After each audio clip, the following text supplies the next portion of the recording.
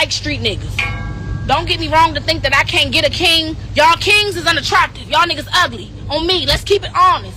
All y'all niggas that want to treat me right, I don't like y'all niggas. Exhibit A, B, C, and D. We promote the worst of the worst.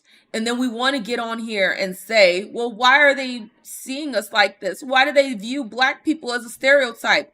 Because there are enough of us affirming the stereotype. See, back in the day, they used to have to like put blackface on white people and have them act out these different stereotypes and propaganda called minstrel shows. They used to have to do that to sully the black image. They don't do that now. There's a select few that will get on here and do that, but they're dismissed, right? They don't have to do that because you have actual black people born black getting out here and doing way worse. The minstrel shows that we see nowadays from real life black people are so much worse, in my opinion. Now, y'all might have a different opinion, but this is how I truly feel. The minstrel shows that we are putting on for ourselves as of now are way worse. And it's way worse because you can't deny that.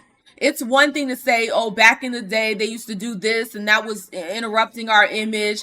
Well, people with 2 more brain cells to rub together would be able to put together like, oh, okay, this is just propaganda. That's not the truth. But now when you have actual black faces acting out the degeneracy for everybody to see and gawk at because it's a freak show, you no longer have that. You no longer have that out of saying, well, this is just how somebody else is representing us. No, this is how we as a collective, if we take, the majority, if we take the majority collective, that is how we are showing up in the world. And there's not enough of people who don't, specifically black people, who don't live like this, speaking up and out about it to show how much they reject that type of culture.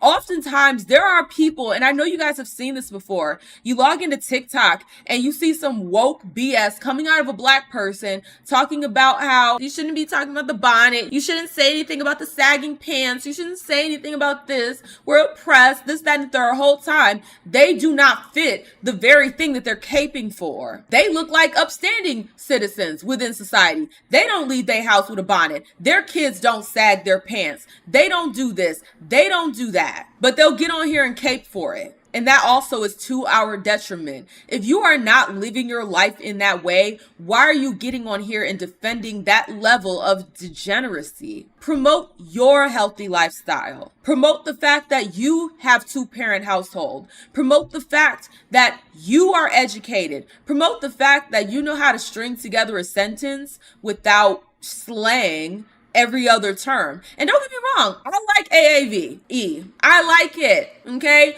But I know when to turn it off. I know how to turn it off. There are people that don't know how to turn that off. They don't know how to speak proper English when they need to. It's one thing if you sprinkle it in here and there when you are among friends and family, or like, I be entertaining y'all over here. So yes, sometimes I'll sprinkle in my little AAVE. But when it's down to business, I get down to business. I'm very professional, but you have a lot of us that can't turn it off. And it's like, why are we promoting these things, especially those of us who do not live that life? I don't like that. I don't like that. You're encouraging dysfunction while not living in dysfunction. I can understand somebody who is in that situation. That is the only way of life that they know. And they legitimately don't know any better. That's one thing. You know better because you're not behaving that way. But you'll get on here and hype up the next black person to hinder their chances, hinder their options by behaving like a damn fool in public. And I hate that so much. I actually detest that even more than the black people that don't know any better and are living their lives that way because they don't know any better. But there's a lot of them that do. They still choose to. I'm not saying that majority of them don't know any better. That's not what I'm saying. There are a select few that do not know better genuinely. I don't think it's the majority, but I'm saying that just to say I'm covering my bases because, like I've always said, there's always stupid people in the chat. We all know there are always somebody that's stupid in the chat, so you have to speak to the lowest denominator so that they understand, so we can get them up to speed. Now, they'll miss the point, but at least the point has been made out there for some of the people that's a little slow, but they genuinely want to get it. That's why I say it for them. Okay. So, I really hate that we have folks that do not live that lifestyle and they still cape for it and promote it. That is peak dysfunction for me. I'm not going to go out here and promote some I wouldn't even do. That's weird. It's extremely weird. GC says, many of the rappers live proper and don't bring their work to their kids, let alone promote it, but they quick to sell it and promote it to your kids. Thank you. You are 1000% correct, GC. And JB Trenches, it's not just entertainment because people are actually going out and living this way. That's no longer entertainment. That's influencing the lifestyle of people. It's not just, oh, I'm going to laugh at this and then go home and be a normal human being living the way I'm supposed to be living. That's entertainment. I'll give you another example of entertainment. I can go and watch, let's say, a Marvel movie. I'm not going to then leave the movie and then go live a life as a superhero. Like, I'm not going to just start, I'm not going to start being, Black Widow. No, I'm entertained by it. The whole theme and motif stays in the movie. It's not in my actual life. Okay? Yes, Zenith, that breaks my heart. It absolutely does. That there's literally child rappers and they rap about degeneracy. Like, you need to be rapping about your ABCs. I'm gonna need you to rap about your 1, 2, 3s. Exactly. He could be rapping about how to clean your room and how to brush your teeth every night and in the morning. That's what he could be rapping about.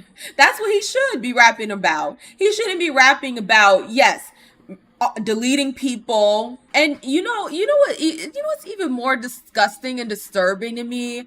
There was a video of Sukihana. It was one of her music videos, and I say music loosely because let's be so for real here. And she was twerking on a literal child. Bitch, how are you not in jail? That is assaulting. Like, that is SA to a child. Why are you not behind bars? You literally have videos of these grown women shaking butt on children, little boys. Why aren't you in prison? It's so dysfunctional. And see, it goes even further. It goes even further. Because then you have the reality TV shows. Baddies. When you look at these different shows, and I'm gonna be honest, I grew up watching Flavor of Love, and that was some ratchet BS.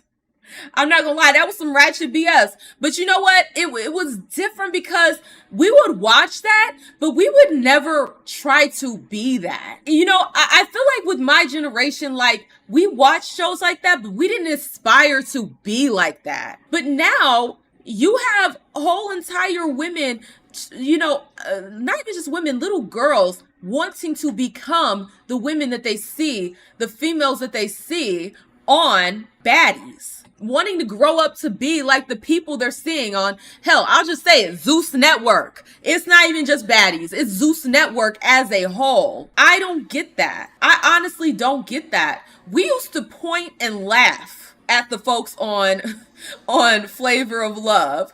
We would laugh at them. They were a joke. It's no longer a joke. It's goals.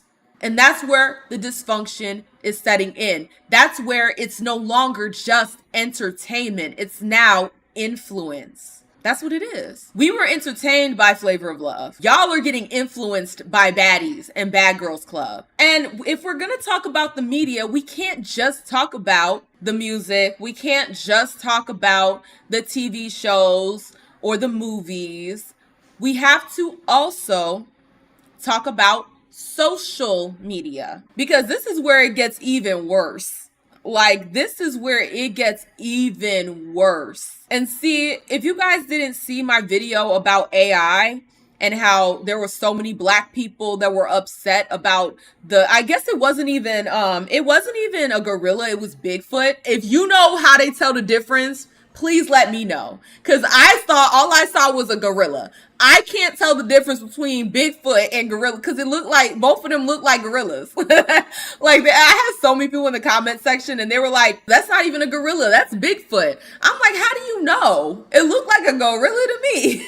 Whether it's a gorilla or it's Bigfoot, you had black women getting on here and being like, why are they doing this? Whole time they look and talk and all of that just like the damn gorilla Bigfoot. Just like the Bigfoot gorilla. You are literally exactly what the gorilla Bigfoot gorilla was portraying. But you're mad at the AI.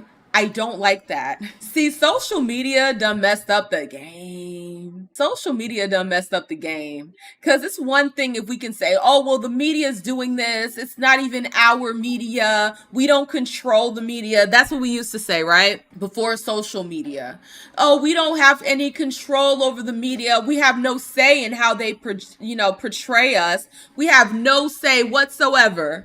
In comes social media, and you have us getting on there and portraying the worst, most ratchet, dysfunctional behavior you've ever seen. I mean, maybe it's not as bad as like eating cats and dogs, but it's still bad. And so you can no longer hide behind the whole idea that we have no control over our image.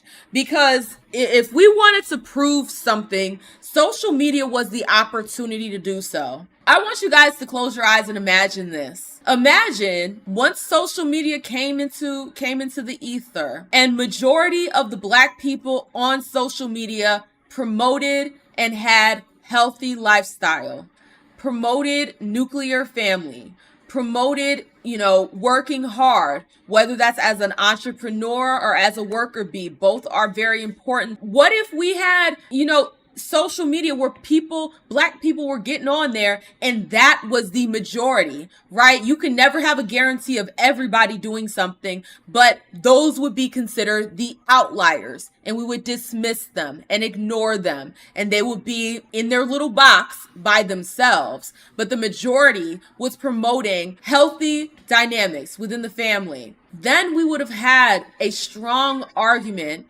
to say that the media, the regular media, was doing a disservice to us and lying on our name. We would have been able to say that, but it's quite the opposite. It's quite the opposite. And I'm going to see if I can pull something up for you guys. And let's go ahead and take a look at this. DC woman explains why she likes hood ninjas over good men. Let's go ahead and have a listen. And this is social media. This isn't media. This isn't Hollyweird. This is a woman on the block telling you what she's into. But you can't sound and talk like this and get no king, just street niggas.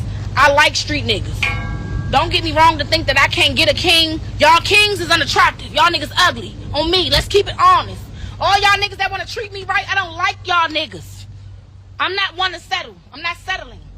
Bitch, you gonna look good when you beside me. I don't give a fuck. I don't care. I'm sorry. I could find good niggas, but those good niggas be ugly niggas. On me. Them niggas that's gonna treat you the way you want to be treated, they ugly. You don't like them niggas. I'm not settling. Fuck you talking about? You gonna be a trick. You're not finna be my man. I don't give a fuck. So if that gonna leave me unhappy, I'm finna be unhappy. I'm gonna be happy as shit with the money that I make.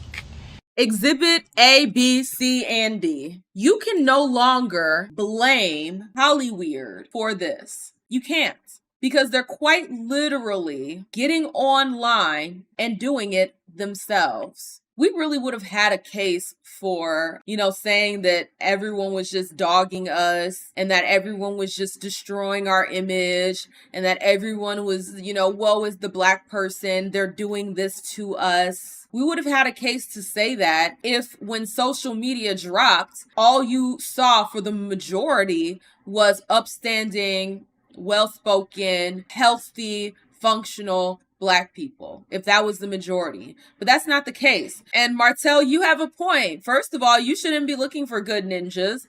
but instead good men. I agree. And you know what's so crazy? Everyone got on Brittany Venti. I don't know if you guys saw that. If you guys know who Brittany Venti is, she is a biracial woman. She's white passing, but she is a biracial woman. And she said the quiet part out loud. There is a difference between black people and niggas. That's what she said. I think people got mad at her because she used the hard R. But when I was growing up, we did make that distinction. We made that distinction every single time. There was a difference between niggas and black people. We always had that distinction, but for some reason, we've lost the plot. People really got so angry with this girl. And Dr. Steele, you're right. World Star Hip Hop is a social media mecca for ratchetness. It most certainly is. If you want to go viral as a black person, get put on World Star Hip Hop doing some ratchet bull. You'll go viral. It ain't gonna put no money in your pocket, but you'll go viral. We no longer have that excuse that the media is just doing this to us. They're not. We're doing it to ourselves. There is some empowerment in saying that. And a lot of people don't understand it when I say this. There is so much empowerment in the idea that this is a problem that we've created, that we are maintaining and exacerbating. There's some empowerment in that.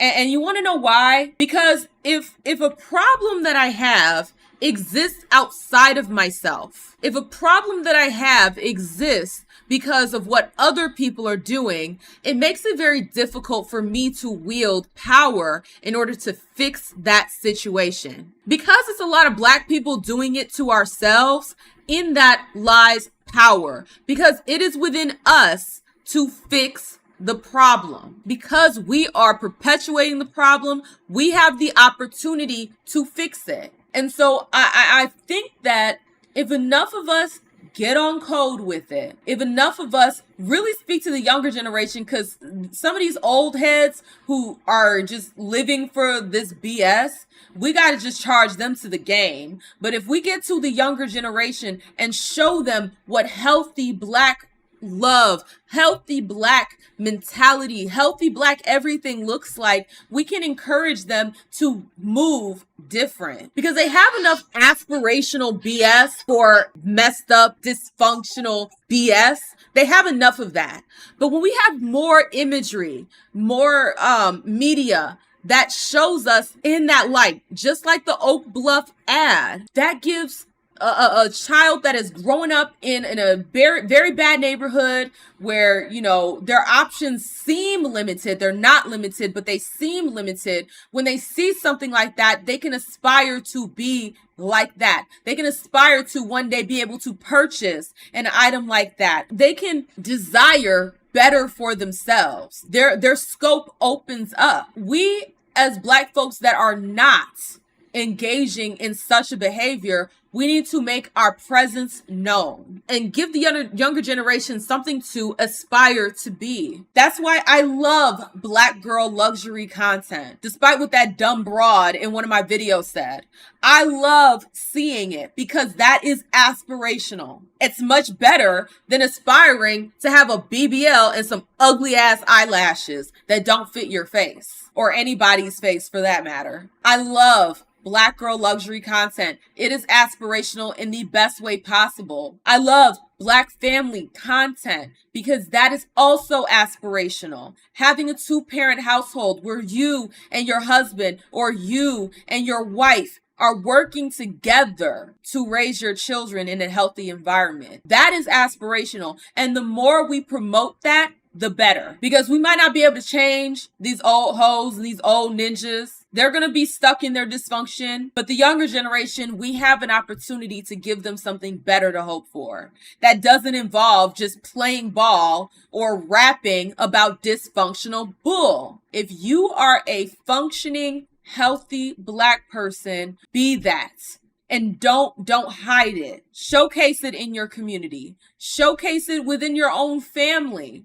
Promote it. And that's why I hate that whole respectability politics. Oh, you shouldn't be doing respectability politics. Yes, we should. Because the more we go out into the public and we look a certain way, guess what? There could be a child that is growing up in dysfunction and they see you out and about and they're like, wow, she looks amazing. Wow, look at that black man. He is so put together. I didn't know that we could look like that. It's about not only just living within our own truth, but also giving opposite propaganda, opposite, programming for something that is functional and healthy and beautiful. And if your life isn't on track fully, as long as you are trying to do better and you're not promoting the BS that you're, involved in, or promoting the BS that you're trying to walk away from, as long as you are taking the steps to better yourself, you're doing what you're supposed to do. And like, even with me, and I'll hold myself accountable, I know for a fact I curse way too much, and I'm gonna correct that with my daughter. I'm not gonna allow her to be running around here cussing like a sailor the way that I am cussing like a sailor. I mean, it's breaking those generational curses. My mom curses like a sailor, my grandma curses like a sailor. With that being said, I'm going to correct that with my daughter. She's not going to grow up cussing the way I was cussing. Absolutely not. I'm going to show her a better way. And part of that is me cleaning up my vernacular, okay? Cleaning up the words that I use. And I'm doing the work, but I still, I've dropped a few bombs during this live. I'm still doing the work. I'm not perfect. I'm on my own journey, just as everybody else should be on their own journey. I really, truly want us as Black people to do better. I don't want us to constantly be reduced to the lowest of the low. I don't want us being represented by our lowest denominator. But the only way we're going to correct that is if we call out the behavior and we make ourselves known that we don't agree with it. And honestly, I do see more and more doing that. Okay, we need to kick it up a notch. He said, yeah, some people can't be saved. I agree. Some people can't be saved. And I got a little pushback on one of my videos because I said this, but I stand 10 toes down on this fact. If you are engaging in gang culture, in my opinion, that is domestic terrorism. There's no reason that somebody growing up in a low-income neighborhood should be afraid to leave their house because of the various gangs that they have to encounter while they're out and about. Did you guys see that video? I know Abba and Preach, they reacted to it. There was this video of this Black boy, and he was talking to this streamer, and they were having a good conversation. And next thing you know, a bunch of YNs ran up on him and was like basically asking him if he was a part of a gang. And he told them politely, no, I'm not a part of a gang. I'm not, I'm not in that life. I'm not in that life. I'm not a part of the gang. Very calm. He kept his composure. And one of them slapped him. And then they all ran off. They ganged up on him, slapped him, and then ran off. And you could tell that he was used to it, but at the same time, it was still eating up at him. I was so disgusted when I saw that. And his response to it, like, I have to give the young brother credit, because his response to it was, I'm going to get out of here. That was his response. His response to that level of dysfunction and his life literally being on the line. Because what you guys don't realize, like a lot of people don't realize, is that if you are surrounded by people and they have that gang mentality, if he even reacted the wrong way, or even if he reacted the right way, they could have stomped him out and killed him. Despite dealing with something so dangerous and so terrifying, his response was, I'm going to be a millionaire one day and I'm going to get out of here. Babies should not have to grow up in those environments. Our children should not have to grow up like that. There shouldn't be a 50-50 chance of him making it out alive and long enough for him to achieve his dreams. That is domestic terrorism, and it needs to start being treated like that. So I had someone saying, oh, well, once you say you want the military to turn on the civilians. No, I want the military to clean up the streets and get the domestic terrorist, because there's no reason that young man should have to deal with that. There's already enough that we as Americans have to deal with. The economy, food scarcity, all of these things that are already difficult to deal with. We shouldn't have to deal with local terrorists making our lives living hell, making it so that there is a slim chance of growing up old enough to get out of the hood. That is disgusting to me. I will never sit over here and cape for gang culture for that very reason. I don't give a damn if you can point out one or two gang members that are doing something positive. The majority are terrorizing the neighborhoods. And that video was a good example of it. He was minding his business. He wasn't antagonizing him. He just went out wearing a certain color. And it's like, why are you not allowed to wear certain colors because of some gang that you're not a part of? That is terrorism. So I'm gonna be honest. If Trump were to label it as domestic terrorism and go clean up the streets, send their asses to Guantanamo Bay, I would be like, run for a third term. Because that is something that is truly harming us as Black people. We have these YNs, and YNs, when I say that, I'm talking about the little heifers too. Because they be in a bunch of gangs too. Get all of those dysfunctional gang members, specifically those dysfunctional gang members, get them about the pain. Because they're ruining it for everybody else. Because it's one thing to be living in poverty. It's a whole other thing to be living in a war zone where you have no part in that war. You know, there was another story, and I think the Hodge twins, they reacted to this, and this got me so in my feelings. It pissed me off so bad. So there was a situation where, and I think she was like a Latina woman, right? She and her kids were in low-income household, like an apartment, project complex. One of her neighbors was on that YN behavior and shot through the wall, almost killing one of her kids, or maybe even almost killing her. And then the police, they came in, they had a standoff, and then they ended up killing him. Tell me why Black Lives Matter was out there protesting for his life. He out here putting all these other people in danger, shooting his gun. It's going through the walls of these buildings, and they're out here protesting in front of this woman's house for somebody that put her and her baby's life in danger. I saw that video. That pissed me off so bad. I was furious. But that just goes to show what I was saying earlier. You have people that are not of that level of dysfunction, but they will sit here and put the cape on for those that are. It's quite disgusting, if you ask me.